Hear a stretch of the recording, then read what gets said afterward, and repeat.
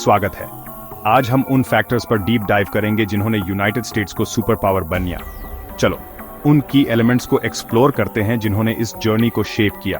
पता है, जब हम कॉस्मोस में देखते हैं तो हम देखते हैं कि स्टार्स गैस और डस्ट के बड़े बड़े क्लाउड से बनते हैं, ग्रेविटी के असर से एक साथ आते हैं और फिर इमेंस प्रेशर और हीट से इग्नाइट हो जाते हैं। एक सुपर पावर का बनना भी मेटाफोरिकली स्पीकिंग कुछ ज्यादा या अलग नहीं है।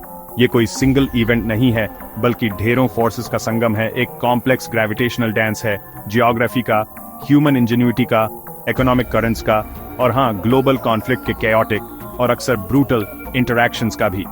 हम एक एक्सप्लोरेशन शुरू करने वाले हैं, एक तरह की हिस्टोरिकल और सोसाइटल एस्ट्रोफिजिक्स, ये समझने के लिए कि कैसे ये एलिमेंट्स स्टियों से मिलकर उस एंटिटी को बनया जिसे हम आज पहचानते हैं। तो एक नेशन जो ग्लोबल सिविलाइजेशंस की बड़ी टेपेस्ट्री में रिलेटिवली यंग है, वो प्लैनेट पर इतनी लंबी छाया कैसे डालता है? ये रिसोर्सेज की कहानी तो है, यस, पर आइडियाज की भी। ये इनोवेशन की कहानी है, पर एडेप्टेशन की भी। ये एक नैरेटिव है जो ट्रायम्फ से भरा है और लेट्स बी क्लियर, इसमें कॉम्प्लेक्सिटीज और कंट्रोवर्सीज का भी अपना हिस्सा है, जैसा कि पावर के किसी भी ऑनेस्ट एग्जामिनेशन में होना चाहिए।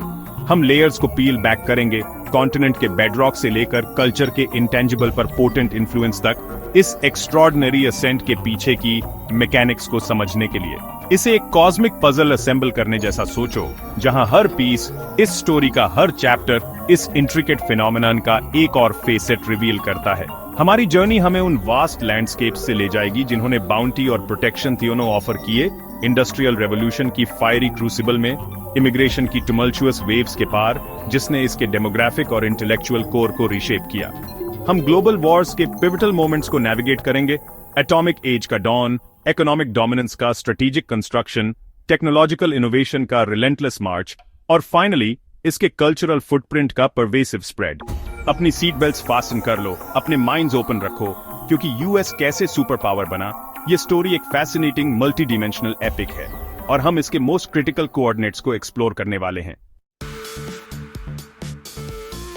जरा सोचो, अगर तुम चाहो तो अर्थ स्पेस में घूम रही है एक हल्का नीला सा डॉट। अब जूम करो एक पार्टिकुलर लैंड मैस पर, नॉर्थ अमेरिका, यूनाइटेड स्टेट्स जैसा वो बनने वाला था, उसको हमारे प्लैनेट की बड़ी जियोग्राफिक लॉटरी में एक एक्स्ट्रॉर्डिनरी हैंड मिला था। हम बात कर रहे हैं एक बहुत बड़ी जगह की जो एक बड़े ओशन से दूसरे तक फैली हुई है, एक कॉन्टिनेंटल कैनवस बहुत बड़े साइज का। ये सिर्फ खाली स्पेस नहीं था, ये तो एक खजाने का बक्सा था। अटलांटिक और पैसिफिक ओशंस के बारे में सोचो, सिर्फ पानी के ढेर नहीं, बल्कि बहुत बड़े नेचुरल बैरियर्स थे। इसकी फॉर्मेटिव हिस्ट्री के ज्यादातर टाइम में इन ओशैनिक मोड्स ने यूरोप और एशिया में बार बार होने वाले झगड़ों और भयानक वॉर्स से एक जबरदस्त इंसुलेशन दिया।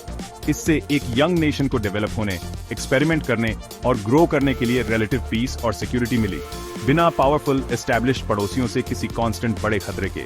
ये जियोग्राफिक आइसोलेशन एक ऐसा स्ट्रेटेजिक एसेट था जिसकी कीमत लगाना लगभग इम्पॉसिबल था, एक उभरती हुई पावर के लिए पालने जैसा। और इन बॉर्डर्स के अंदर रिसोर्सेज की हैरान कर देने वाली डाइवर्सिटी सचमुच एक जियोलॉजिकल जैकपॉट। यहाँ मिलते हैं ध्योर थ्योर तक फैले फॉरेस्ट जो कंस्ट्रक्शन और फ्यूल के लिए टिम्बर पीते हैं, जमीन के नीचे कोल के बड़े भंडार, वो काला सोना जिसने इंडस्ट्री के शुरुआती इंजन्स को फ्यूल दिया, और फिर और भी नीचे ऑयल और नेचुरल गैस के जबरदस्त रिजर्व्स जो मॉडर्न इकोनॉमीज की जान है। ग्रेट प्लेन्स के इनक्रेडिबली उपजाऊ खेत भी मत भूलो, वो ब्रेड बास्केट जो न सिर्फ अपनी बढ़ती हुई पॉपुलेशन को बल्कि दुनिया के एक बड़े हिस्से को खाना खिला सकता था। इसमें और जोड़ो नेविगेबल रिवर्स का एक बड़ा नेटवर्क, नेचुरल हाईवेज जो इंटरनल ट्रेड और कम्युनिकेशन को आसान बनाते थे। ऐसा लगता है मानो ये कॉन्टिनेंट खुद ही एक बड़े सेल्फ सफिशिएंट और आखिर में पावरफुल नेशन के डेवलपमेंट के लिए प्री कॉन्फ़िगर्ड था। ये सिर्फ रिसोर्सेज नहीं थे, ये तो फंडामेंटल बिल्डिंग ब्लॉक्स थे, एक सुपर पावर की इमारत के लिए रॉ मटेरियल्स। अब इतने सारे नेचुरल रिसोर्सेज होना एक बात है, जैसे पेंट्री में बहुत सारे इंग्रेडिएंट्स भरे हों, लेकिन आपको एक किचन चाहिए, आपको रेसिपीज चाहिए, आपको शेफ्स चाहिए, मतलब आपको इंडस्ट्री चाहिए। और बिल्कुल यही वो चीज थी जो यूनाइटेड स्टेट्स में शुरू होने लगी, खासकर लेट 19th और अर्ली 20th सेंचुरीज में। ये सिर्फ एक धीरे धीरे होने वाला बदलाव नहीं था, ये एक बहुत बड़ा बदलाव था। इंडस्ट्रियल रेवोल्यूशन अमेरिकन स्टाइल में, फैक्ट्रीज, वो प्रोडक्शन के बड़े अड्डे बनने लगी, धुआं छोड़ती हुई, जो चाहे अच्छा हो या बुरा एक नए युग का संकेत दे रहा था। जिसमें जबरदस्त प्रोडक्टिविटी थी। मशीनरी की तालबथेद खटखट, भट्टियों की गर्जना, ये वो आवाजें थीं एक तीश की जो तेजी से खुद को बठेल रहा था, जो ज्यादातर खेती पर निर्भर सोसाइटी से एक इंडस्ट्रियल जायंट बन रहा था। रेलरोड्स का आविष्कार और उनका फैलना बहुत ज्यादा इंपॉर्टेंट था। उन्हें थीश का सर्कुलेटरी सिस्टम समझिए, लोहे की धमनियां और नसें जो सामान, रिसोर्सेज और लोगों को इस विशाल महाथे वेब में पहुंचा रही थीं, अलग अलग इलाकों को जोड़ते हुए और हैरान कर देने वाली तेजी से इकोनॉमिक तरक्की को बढ़ावा दे रही थीं। इस थियोर में बहुत ज्यादा टेक्नोलॉजिकल इनोवेशन और बिजनेस करने का जोश देखा गया। एडिसन, फोर्ड, कार्नेगी जैसे लोगों के बारे में सोचिए। ये वो लोग थे जिन्होंने सिर्फ बिजनेसेस नहीं बनाए, उन्होंने काम करने के नए तौर तरीके बनाए। मैस प्रोडक्शन के तरीके, खासकर असेंबली लाइन, ने मैन्युफैक्चरिंग में क्रांति ला दी, जिससे इतने बड़े पैमाने पर सामान बनने लगा जिसकी पहले कल्पना भी नहीं की जा सकती थी, और इतनी कम लागत पर कि ज्यादा से ज्यादा लोग उन्हें खरीद सकें। यूनाइटेड स्टेट्स सिर्फ अपने लिए चीजें नहीं बना रहा था, वो तेजी से दुनिया के लिए एक बड़ा प्रोड्यूसर बन रहा था। ये इंडस्ट्रियल ताकत सीधे सीधे इकोनॉमिक पावर में बिठल गई, उसके भविष्य के ग्लोबल असर के लिए एक मजबूत नींव रखते हुए। ये बहुत ज्यादा एनर्जी का थ्योर था, बनाने का, कुछ नया रचने का, अमेरिकन सोसाइटी के ताने बाने को पूरी तरह बठेलते हुए और दुनिया के मंच पर उसकी जगह को। ये सिर्फ ज्यादा सामान बनाने के बारे में नहीं था, ये इस बारे में था कि सामान कैसे बनता है, उसे पूरी तरह से बठेल दिया जाए और कौन उसे बना सकता है। एक नेशन चाहे कितना भी रिसोर्स रिच हो या इंडस्ट्रियली एडवांस्ड, आखिरकार उसके लोगों से ही डिफाइन होता है। और अमेरिका के राइज की कहानी उन जबरदस्त इमिग्रेशन की वेव्स से बहुत गहरी जुड़ी हुई है जो उसके शोर्स पर आई थी। जरा इमेजिन करो, लाखों करोड़ों लोग जिन्हें होप, कभी मजबूरी तो कभी एम्बिशन आगे खींच रहा था, अपने पुराने घर बार छोड़कर एक नई अनजान सी दुनिया की तरफ निकल पड़े। वो लोग सिर्फ सेंसस के नंबर्स नहीं थे, हर एक इंसान अपने साथ अपने यूनिक स्किल्स, अपने ट्रेडिशंस, अलग सोच और अक्सर एक बेहतर लाइफ बनाने का एकदम तगड़ा डिटर्मिनेशन लेकर आया था। यूरोप, एशिया, लैटिन अमेरिका और भी दूर दूर से ये नए लोग अपने साथ सिर्फ अपनी लेबर ही नहीं लाए, जिसकी उस व्यक्ति बढ़ती हुई फैक्ट्रीज को चलाने और फैलते हुए फार्मलैंड्स में काम करने के लिए सख्त जरूरत थी, बल्कि अपने साथ एक वाइब्रेंट कल्चरल और इंटेलेक्चुअल डिवर्सिटी भी लाए। ये जो लगातार नए लोग, नए आइडियाज और नई एनर्जी आ रही थी, इसने इनोवेशन और सोसाइटी में एक नए जोश के लिए एक पावरफुल कैटलिस्ट का काम किया। ये बढ़ती हुई और अलग अलग तरह की पॉपुलेशन ही वो इंजन थी जिसने अमेरिकन इकोनॉमी को फ्यूल दिया और उसके अंदर कुछ नया करने की स्पिरिट को जगाया। इसको ऐसे समझो जैसे ये ह्यूमन पोटेंशियल का एक बहुत बड़ा, हमेशा चलने वाला एक्सपेरिमेंट था। ये जो पॉपुलेशन इतनी तेजी से बढ़ी, उसके इतने बड़े स्केल ने देश के अंदर ही चीजों और सर्विसेज के लिए एक बहुत बड़ा इंटरनल मार्केट तैयार कर दिया, जिससे इंडस्ट्रियल ग्रोथ को और भी ज्यादा बढ़ावा मिला। इसके अलावा जब अलग अलग कल्चर्स और एक्सपीरियंसेस आपस में माइल, तो अक्सर नए नए सॉल्यूशंस और क्रिएटिव आइडियाज सामने आए। ये एक तरह से सोसाइटी की मिली जुली ताकत जैसा था। हालांकि ये जो घुलने मिलने और एक साथ जुड़ने का प्रोसेस था, वो बहुत कॉम्प्लेक्स था और अब भी है, और अक्सर इसमें बहुत चैलेंजेस भी आए। लेकिन जो बड़ी कहानी है वो ये है कि ये ह्यूमन कैपिटल, यानी ये लोग देश के सबसे बड़े एसेट्स में से एक बन गए। यह जो मेल्टिंग पॉट वाली बात कहते हैं, भले ही वो थोड़ी ओवर सिंप्लीफिकेशन हो, लेकिन इसमें इतनी सच्चाई जरूर है कि कैसे अलग अलग तरह के लोगों के इस डायनामिक फ्यूजन ने देश को आगे बढ़ने में हेल्प की। यही लोगों की एनर्जी थी, यही उनकी कभी ना रुकने वाली कोशिश थी, जिसने अमेरिका के इस प्रोजेक्ट में जान फूंक दी। चैप्टर 4, अग्नि परीक्षा। ग्लोबल कॉन्फ्लिक्ट में बना, वॉर से मजबूत हुआ। 20वीं सदी कई तरीकों से ग्लोबल कॉन्फ्लिक्ट से डिफाइन हुई थी, और इन भयानक घटनाओं ने अमेरिका की कहानी को बनाने में एक बहुत गहरा, भले ही अक्सर दुखद रोल निभाया। वर्ल्ड वॉर 1 को ही देख लो। यूनाइटेड स्टेट्स लड़ाई में काफी देर से उतरा 1917 में। हालांकि इसका मिलिट्री कंट्रीब्यूशन काफी बड़ा था, शायद उससे भी ज्यादा असरथियर इसका इकोनॉमिक रोल था। यूरोपियन पावर्स सालों की भयानक लड़ाई के बाद थके हुए और कर्ज में डूबे हुए अमेरिकन फाइनेंस और इंडस्ट्री पर ज्यादा निर्भर होने लगे। जब मामला शांत हुआ, यूएस कमजोर नहीं बल्कि इकोनॉमिकली और मजबूत होकर उभरा, एक क्रेडिटर नेशन जिसकी दुनिया में पोजीशन काफी बेहतर हो गई थी। ग्लोबल फाइनेंस का सेंटर धीरे धीरे अटलांटिक के पार शिफ्ट होने लगा। यह वॉर यूरोप के लिए एक भयानक अग्नि परीक्षा, अनजाने में अमेरिका की बढ़ती इकोनॉमिक पावर को और मजबूत करने में मदद की, और आने वाले दशकों में और भी इम्पोर्टेंट रोल के लिए मंच तैयार किया। फिर आया वर्ल्ड वॉर 2, एक ऐसा कॉन्फ्लिक्ट जो और भी बड़े पैमाने पर और ज्यादा तबाही वाला था, जहां यूरोप और एशिया तबाह हो गए थे, उनके शहर बॉम्ब से उड़ गए थे, उनकी इंडस्ट्रीज बिखर गई थी, उनकी आबादी खत्म हो गई थी। वहीं यूएस की जमीन पर डायरेक्ट लड़ाई का ज्यादा असर नहीं हुआ। यह एक जियोग्राफिकल फायदा था जिसके बारे में हमने पहले बात की थी। इसकी वजह से अमेरिकन इंडस्ट्री ने हैरान कर देने वाली स्पीड और स्केल के साथ रुख बथेला और प्रेसिडेंट रूजवेल्ट के शब्दों में डेमोक्रेसी का शस्त्रागार बन गई। फैक्ट्रीज ने बेहिसाब तादाद में एयरप्लेन्स, टैंक्स, शिप्स और गोला बारूद बनाए, सिर्फ अपनी सेनाओं को ही नहीं बल्कि अपने साथियों को भी सप्लाई किया।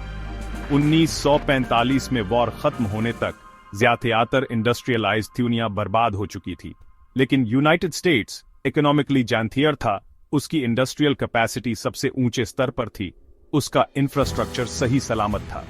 यह बड़ा फर्क एक डिफाइनिंग मोमेंट था जिसने यूएस को दुनिया में एक बेमिसाल ऊंचे मुकाम पर पहुंचा थे, या एक सुपर पावर जो आग में जली दुनिया की राख से उभरा था।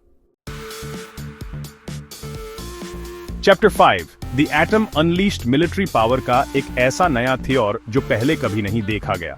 वर्ल्ड वॉर 2 के एंड ने सिर्फ शांति ही नहीं बल्कि एक डरावनी नई हकीकत भी लाई, the atomic age. The Manhattan project एक टॉप सीक्रेट अंडरटेकिंग था जिसमें साइंटिफिक और इंजीनियरिंग का जबरदस्त एम्बिशन था, और इसका नतीजा निकला न्यूक्लियर वेपन्स का डेवलपमेंट। जब वो पहले एटॉमिक बॉम्ब्स फटे गए, पहले न्यू मेक्सिको डेजर्ट में और फिर बहुत ही भयानक तरीके से हिरोशिमा और नागासाकी पर, तो दुनिया हमेशा के लिए बैठल गई। अचानक इंसानियत के पास खुद को पूरी तरह खत्म करने का जरिया आ गया, और थोड़े मगर बहुत क्रूशल पीरियड के लिए द यूनाइटेड स्टेट्स के पास इस ऑसम टेरेबल पावर पर मोनोपोली थी। ये सिर्फ मिलिट्री टेक्नोलॉजी में एक और एडवांसमेंट नहीं था, ये एक क्वांटम लीप था। वॉरफेयर और इंटरनेशनल रिलेशंस के पूरे हिसाब किताब में एक फंडामेंटल शिफ्ट था। इसका डिस्ट्रक्टिव पोटेंशियल इतना इमेंस था कि इसने पावर के वेरी कॉन्सेप्ट को ही रीडिफाइन कर दिया। इस न्यूक्लियर कैपेबिलिटी ने इंस्टेंटली यूनाइटेड स्टेट्स को अनमैच्ड मिलिट्री इन्फ्लुएंस दी दिया। अब बात सिर्फ बड़ी आर्मी या नेवी रखने की नहीं थी, बल्कि एक ऐसा वेपन रखने की थी जो पल भर में पूरे सिटीज को ऑब्लिटरेट कर सकता था। इससे कोल्ड वॉर का वो टेंस जियोपॉलिटिकल स्टैंड ऑफ शुरू हुआ, जहां म्यूचुअली एश्योर्ड डिस्ट्रक्शन या MAD की डॉक्ट्रिन ने पैराडॉक्सिकली सुपर पावर्स के बीच एक फ्रैजाइल पीस बनाए रखी। न्यूक्लियर वेपन्स का डेवलपमेंट और प्रोलिफरेशन भले ही प्रोफाउंड एंजाइटी और एग्जिस्टेंशियल थ्रेट का सोर्स था, पर इसने अमेरिका के स्टेटस को पोस्ट वॉर वर्ल्ड के थियो डोमिनेंट मिलिट्री पोल्स में से एक के तौर पर सीमेंट कर दिया। यह एक ऐसी पावर थी जो साइंटिफिक ब्रेक थ्रू से पैदा हुई थी, लेकिन इसके साथ इमेंस रिस्पॉन्सिबिलिटीज और अनप्रेसिडेंटेड डेंजर्स भी आए, जिसने आने वाले कई डेकेड्स तक ग्लोबल पॉलिटिक्स को शेप दिया और एक ऐसी लंबी परछाई डाली जो आज भी परसिस्ट करती है। चैप्टर 6 एक नई दुनिया का डिजाइनर, इकोनॉमिक, स्टेटक्राफ्ट और ग्लोबल इंस्टीट्यूशंस। जब दूसरे विश्व युद्ध की आग ठंडी भी नहीं हुई थी, यूनाइटेड स्टेट्स के पास सिर्फ जबरदस्त मिलिट्री और इंडस्ट्रियल ताकत ही नहीं थी, बल्कि उसने एक लीडिंग विजनरी रोल भी निभाया युद्ध के बाद की दुनिया को एक्टिवली शक्ल देने में। ये किस्मत के भरोसे नहीं छोड़ा गया था, ये इकोनॉमिक स्टेटक्राफ्ट का एक सोचा समझा कथन था। जैसे 1944 में ब्रेटन वुड्स कॉन्फ्रेंस को ही देख लो, जहां 44 अलाइड देशों के रिप्रेजेंटेटिव्स इकट्ठा हुए थे। यहीं पर युद्ध के बाद के इंटरनेशनल इकोनॉमिक सिस्टम का ढांचा तैयार किया गया था, जिससे इंटरनेशनल मॉनेटरी फंड और वर्ल्ड बैंक जैसे इंपॉर्टेंट इंस्टीट्यूशंस बने। US डॉलर को दुनिया की मेन रिजर्व करेंसी बनिया गया, जिसे गोल्ड से जोड़ा गया था। एक ऐसा कथन जिसने अमेरिका की जबरदस्त इकोनॉमिक पोजीशन को और पक्का कर दिया। इसके अलावा US यूनाइटेड नेशंस के मुख्य बनाने वालों में से एक था, जिसे इंटरनेशनल कोऑपरेशन बढ़ाने और भविष्य में दुनिया भर में होने वाले झगड़ों को रोकने के लिए बनाया गया था। ये प्रोएक्टिव तरीका सिर्फ इंस्टीट्यूशंस बनाने से कहीं आगे तक गया। मार्शल प्लान जैसे इनिशिएटिव्स के जरिए यूनाइटेड स्टेट्स ने युद्ध से बर्बाद वेस्टर्न यूरोप को फिर से बनाने के लिए बिलियंस ऑफ डॉलर्स दिए। हाँ, कुछ हद तक ये थ्यूसरों की मदद के लिए था, पर यह एक स्ट्रेटेजिक मास्टर स्ट्रोक भी था, जिससे इकोनॉमिक रिकवरी हुई, स्टेबल ट्रेडिंग पार्टनर्स बने और सबसे जरूरी बात, कम्युनिज्म के फैलाव को रोका गया। US ने ग्लोबल कैपिटलिज्म और काफी हद तक फ्री ट्रेड वाले सिस्टम को सपोर्ट किया। ट्रेड की रुकावटों को कम करने और इकोनॉमिक अलायंसेस का नेटवर्क बनाने के लिए एक्टिवली काम किया। ये सिर्फ चैरिटी की बात नहीं थी, ये एक ऐसा इंटरनेशनल सिस्टम बनाने के बारे में था जो अमेरिकन इकोनॉमिक इंटरेस्ट्स और उसके बड़े जियोपॉलिटिकल विजन के लिए फायदेमंद हो। इन नए ग्लोबल स्ट्रक्चर्स की नींव का पत्थर बनकर यूनाइटेड स्टेट्स ने अपनी इकोनॉमिक बादशाहत को और मजबूत किया और अपना असर मिलिट्री पावर से कहीं ज्यादा बढ़ाया और एक नई ग्लोबलाइज्ड दुनिया का सेंट्रल हब बन गया। चैप्टर 7, सितारों तक पहुंचना, दुनिया को जोड़ना, द टेक्नोलॉजिकल फ्रंटियर। अगर अमेरिकन पावर की कहानी में कोई एक चीज कॉमन है तो वो है इनोवेशन के लिए एक जबरदस्त धुन, एक्थम कल्चर में बसी हुई आदत, जो भी पॉसिबल है उसकी सीमाओं को पार करने की।